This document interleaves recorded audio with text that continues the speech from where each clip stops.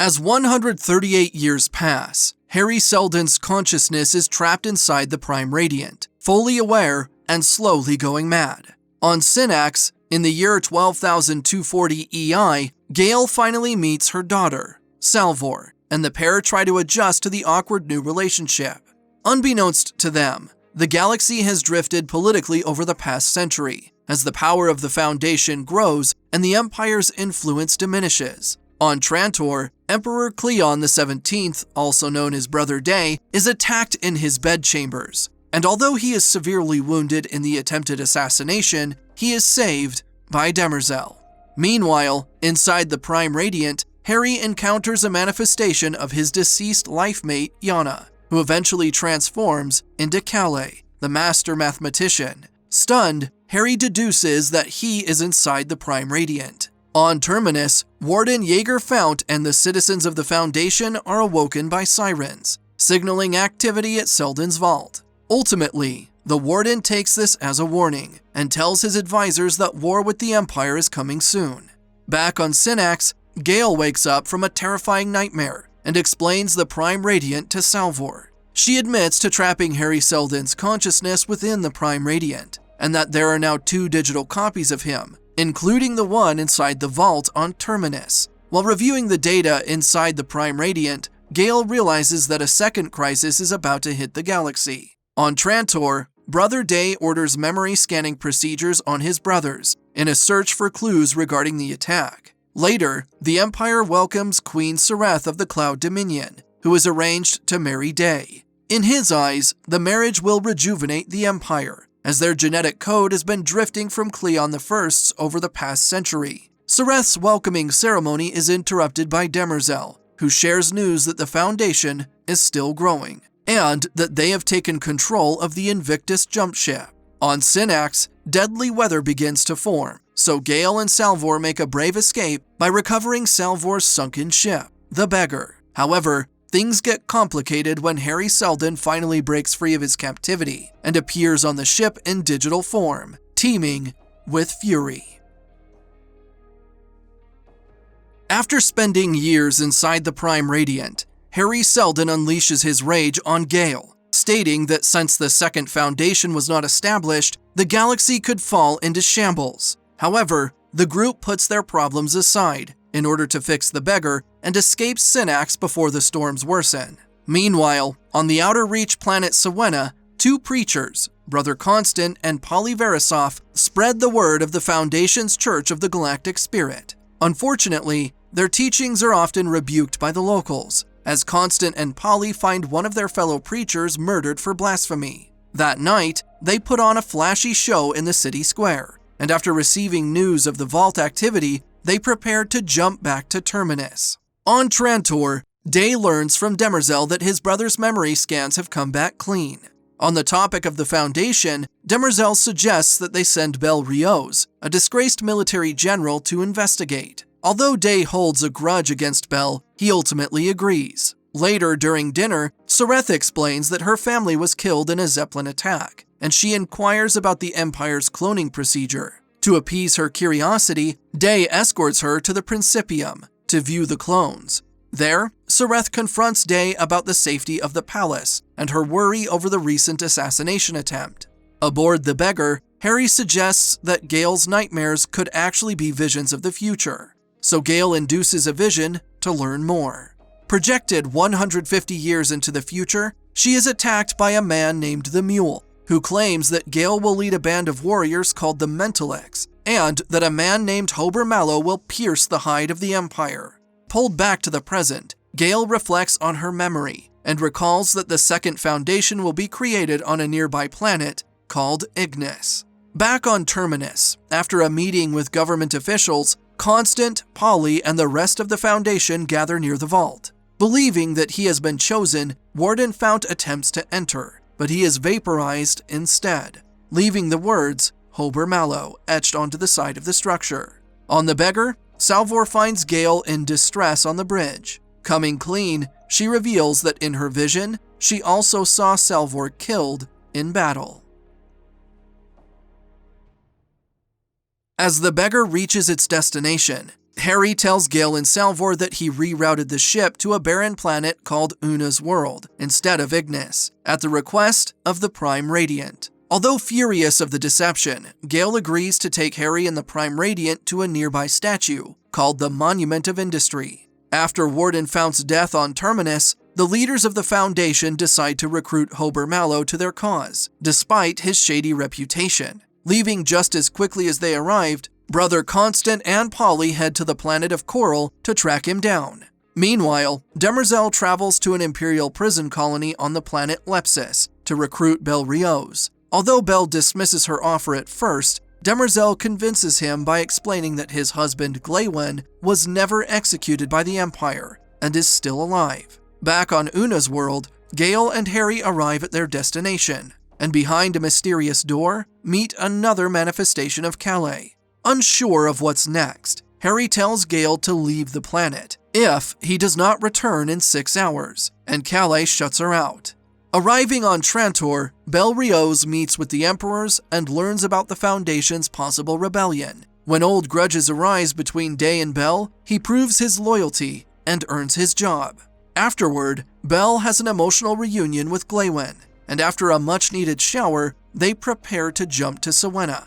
On Coral, Hober Mallow has a meeting with the planet's leader, Commodore Argo, using a high-tech teleportation gadget called a castling device. Hober tries to steal the crown jewel from Argo's scepter, but he is caught by Coral police and sentenced to death. Luckily, Constant and Polly arrive as his execution begins. Using the castling device, Hober manages to escape, and the trio flees back to Terminus on their ship.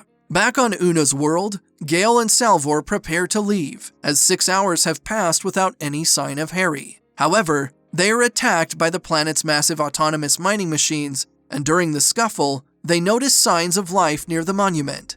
As Gale rappels down to the statue, she finds Hari seemingly alive. As they escape the planet, Hari jerks awake, miraculously resurrected from the dead. On the way back to Terminus, Brother Constant and Hober Mallow strike up a conversation and get to know each other, growing closer in the process. On Trantor, Sareth and Brother Dawn grow closer during a walk through the palace gardens. As Sareth explains her suspicions regarding Day and her family's death, Dawn does his best to comfort her. Meanwhile, Brother Dusk and Sareth's advisor Rue enjoy their own stroll, fondly recalling their romantic relationship in the past. Later, Sareth and Rue recruit an Imperial guard as their spy, and order him to investigate Day's connection to the Zeppelin attack and to retrieve video evidence of the assassination attempt.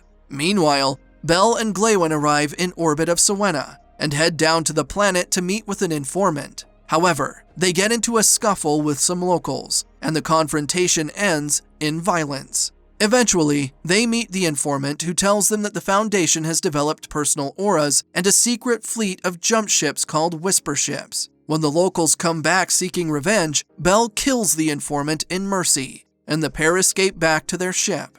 On Terminus, everyone arrives at the vault, and Hober, Polly, Constant, and Foundation Director Seth head inside. Stuck in a massive maze-like structure, they eventually find the consciousness of Hari Seldon, who warns them of the war to come, and instructs them to travel to Trantor and spread his prophecy through peace talks.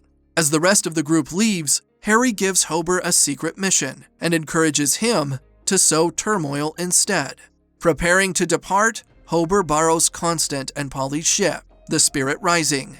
With their missions sending them in different directions, Constant tells Hober that she has grown attracted to him in their brief time together, and they share a touching goodbye.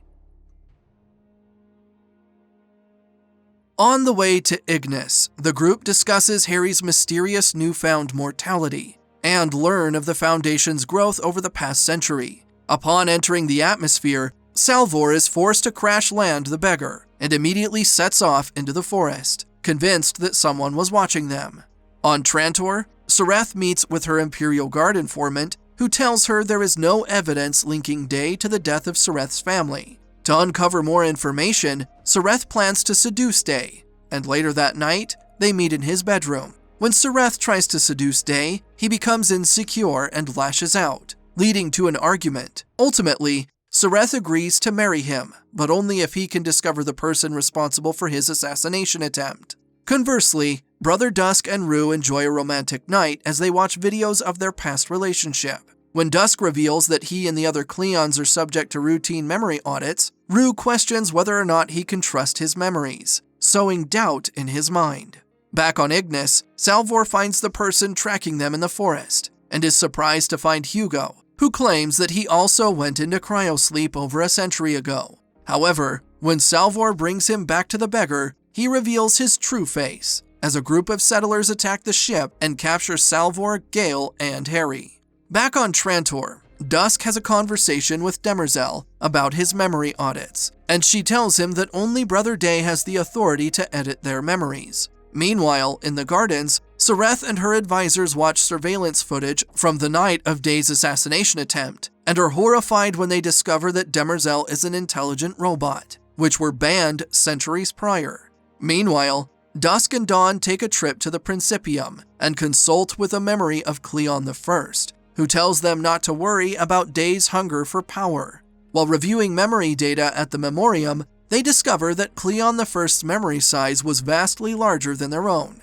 implying some memories were removed from every Cleon clone. Back on Ignis, Gale, Salvor, and Hari awaken and meet Tellum Bond, the leader of the settlers who attacked them. Tellum explains that she and her followers, who are called the Mentalics or the Sighted, all have telepathic powers. As the trio leaves to rest for a while, Tellum secretly vows to destroy the Prime Radiant and prevent the Second Foundation from being created. As Salvor patrols the beach on Ignis, she runs into Hari, who is plagued by a troubling memory from his past. Further up the shore, she meets a young boy named Josiah, who teaches her about telepathic communication and how Tellum rescued many of the Mentalics herself. Later, Gale, Salvor, and Hari try to convince Tellum of the dangers to come, and Gale shares her vision of the future as proof. Shocked by Gale's power, Tellum agrees that the vision is authentic, but that it might only be a potential future that is triggered by Hari's master plan. Meanwhile, Constant and Polly arrive on Trantor via a commercial jump ship, and Constant is fascinated by the genetically engineered spacers aboard, who were created and enslaved by the Empire 600 years prior.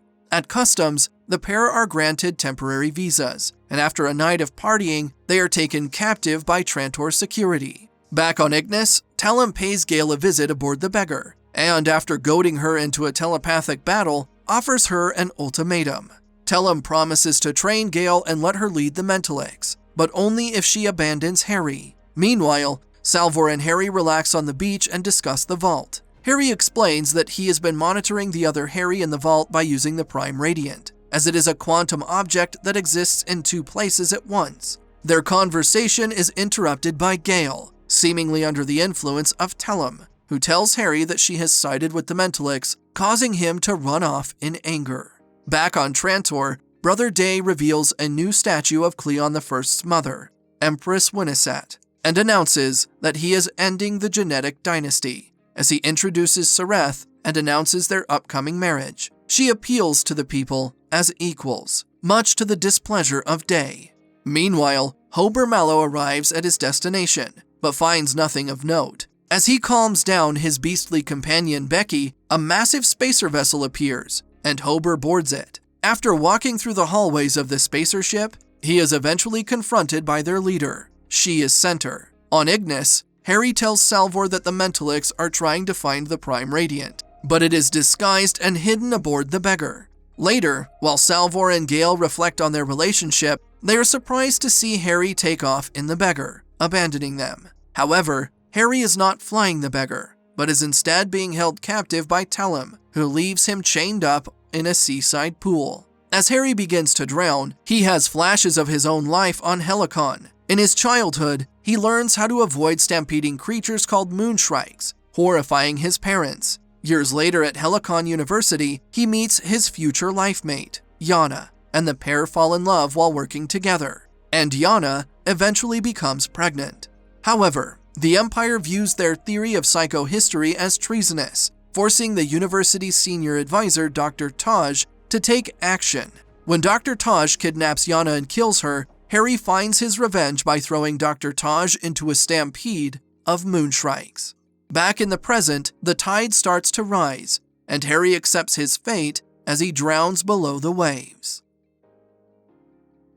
As Constant and Polly hang out in a cell on Trantor, Demerzel and Sareth head to an appointment with a reproductive specialist in anticipation of the birth of the royal heir. On the way, Sareth confronts Demerzel about being a robot, and she admits to it, explaining that the rest of her kind were killed and that she now exclusively serves the Empire. During the physical examination, Sareth refuses to take any further steps toward artificial reproduction unless she and Day are legally married. When Demerzel pressures her, Sareth tries to shame Demerzel by bringing up her unethical romance with Day. Afterward, in a private conversation, Demerzel threatens Sareth and subtly admits to having a hand in the Zeppelin attack that killed Sareth's family. As expected, the news puts Sareth in shambles.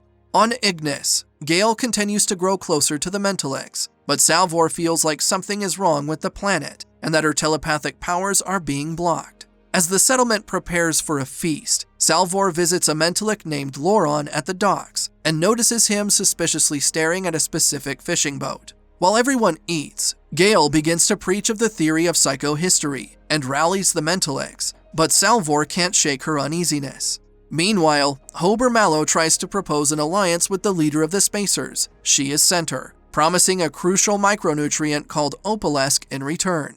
Although the Opalesque would essentially free the Spacers from the Empire's control, She is Center refuses the offer and takes Hober to Bel Rios for committing treason. However, thanks to the beastly pet Becky, Hober manages to escape in the Spirit Rising. Despite Hober's escape, Bel informs Day and Demerzel of the Foundation's technological advances, with whisper ships, and Day rudely ends the transmission. In the Trantor Gardens, Sareth confronts Day and cryptically reveals that she knows the truth about her family's death. Later, she meets with Dawn in the tunnels using identity-concealing devices, and asks him to reverse his medically induced sterility so that she can have his child instead of Day's. Nervous but somewhat love-struck, Dawn agrees, and he and Sareth share a kiss. At the same time, Constant and Polly are brought to the throne room to meet with the Emperors, but when Polly speaks, a hologram of Hari appears instead. Hari tries to reason with Day, but Day shrugs him off and explains that he is ending the genetic dynasty, rendering Hari's predictions outdated. After electrocuting Constant to remove the sliver of Hari's consciousness, the pair are dragged away. Back on Ignis, Salvor examines the fishing boat at the docks and discovers that the navigation data has been erased. That night, Salvor hacks the boat and recovers the data, leading her to the site of Hari's murder. Unfortunately, she runs into Tellum, who uses her powers to knock Salvor unconscious. On Trantor, Rue confronts Dusk about Demerzel's robotic nature, but he acts strangely in response, leading Rue to believe that someone has meddled with his memories.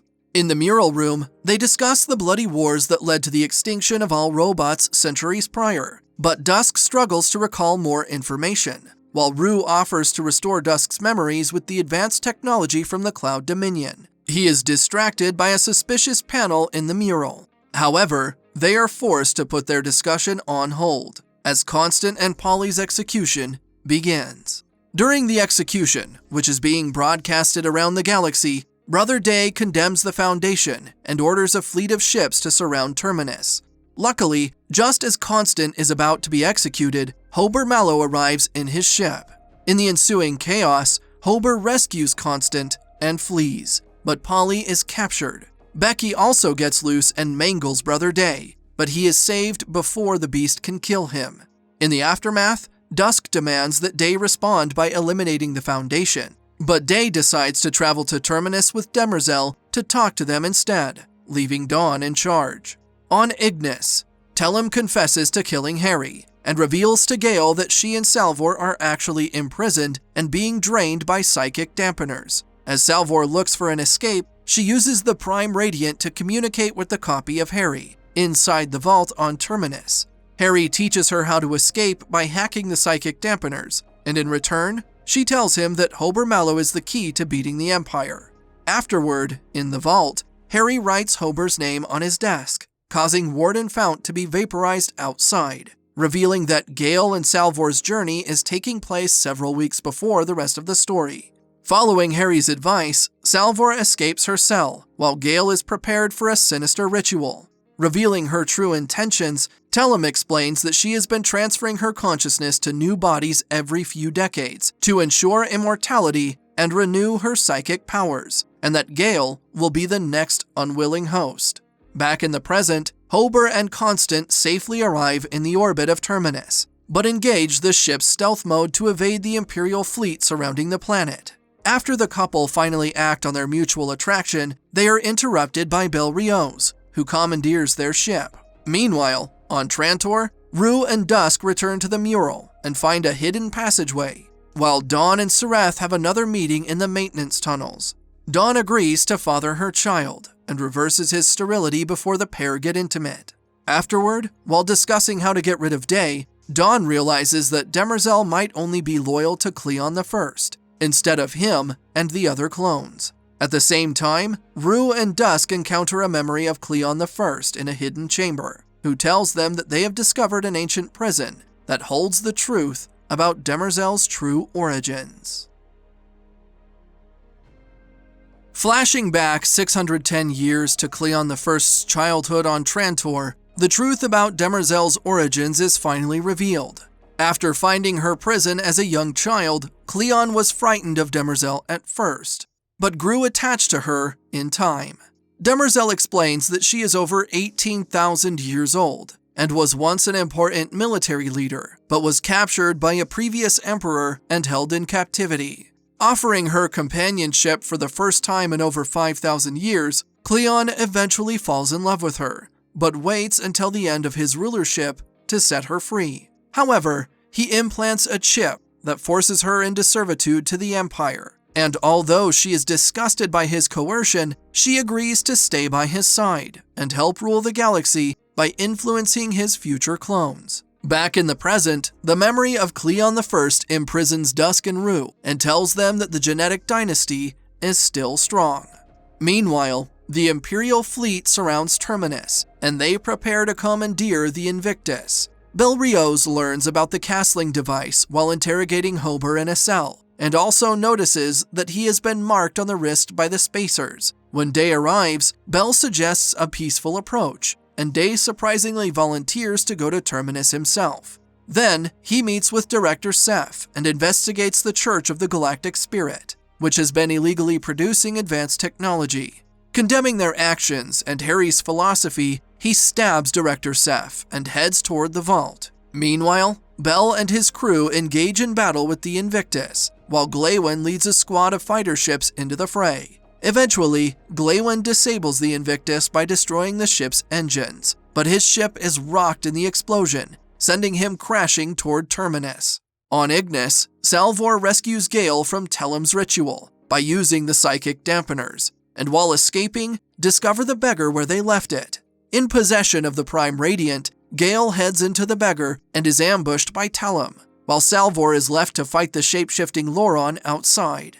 Gaining the upper hand, Salvor kills Loron by trapping him in the airlock and purging the oxygen, and then attempts to help Gale fight off Tellum.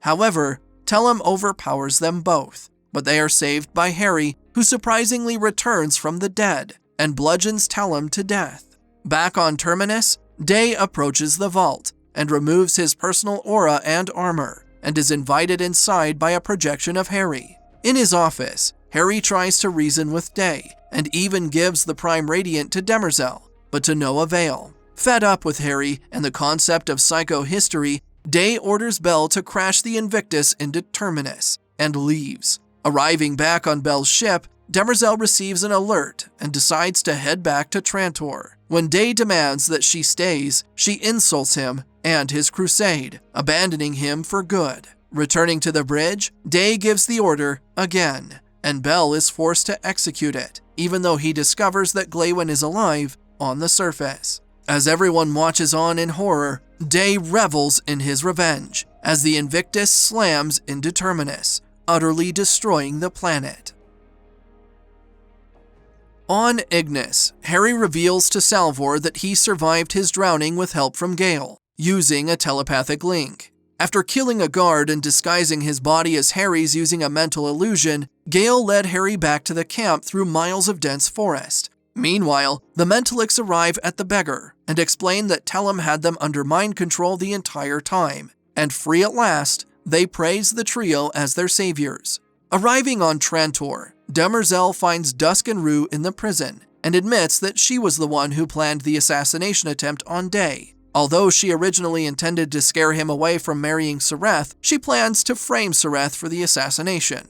Forced by her directive to serve the longevity of the Empire, she kills Dusk and Rue to keep her origin a secret. Aboard Bel's ship, Day demands that they continue to destroy all the planets under the Foundation's influence, but Bel refuses to do so.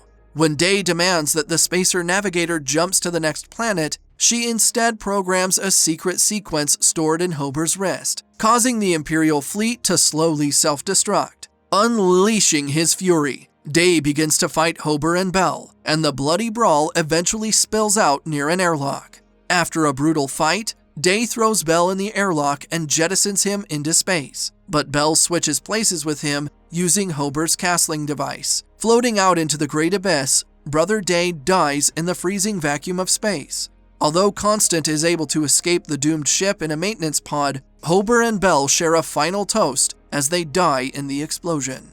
Back on Trantor, Dawn realizes that Demerzel is a traitor to the clones, and he rescues Sereth from her chambers. As Demerzel is informed of Brother Day's death and the destruction of the Imperial fleet, she also learns that Dawn and Sereth have escaped Trantor.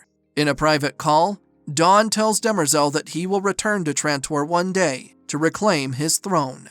On Ignis, the mentalics relax in camp, but Josiah remains under Tellum's partial control, and picking up a gun, he aims it at Gale. Rushing to action, Salvor incapacitates Josiah and takes a bullet to the chest, dying to protect Gale in the process. That night, the mentalics hold a cremation ceremony as Salvor is laid to rest. Meanwhile, Constant floats through space and is rescued by the Vault, which is seemingly unscathed. Inside, she is greeted by Hari and her friends, who tell her that Terminus was always meant to be sacrificed, but that the entire Foundation population is safe inside the massive vault. For the first time in history, Demerzel decants 3 new clones of the Emperors and shows them her newly acquired Prime Radiant. Although she doesn't understand all of the data yet, she promises wonderful things to come. Back on Ignis, Hari and Gale train the mentalics for a year to hone their abilities. After preparations are complete, they enter their cryosleep chambers for a 150-year-long nap, where their battle with the Mule awaits. Flashing forward 152 years, the Mule sits in the darkness, and sensing Gale's presence, vows to find and kill her, no matter the cost. I have to find Gale Dorn before she finds me. I have to destroy her, even if I have to burn everything to do it.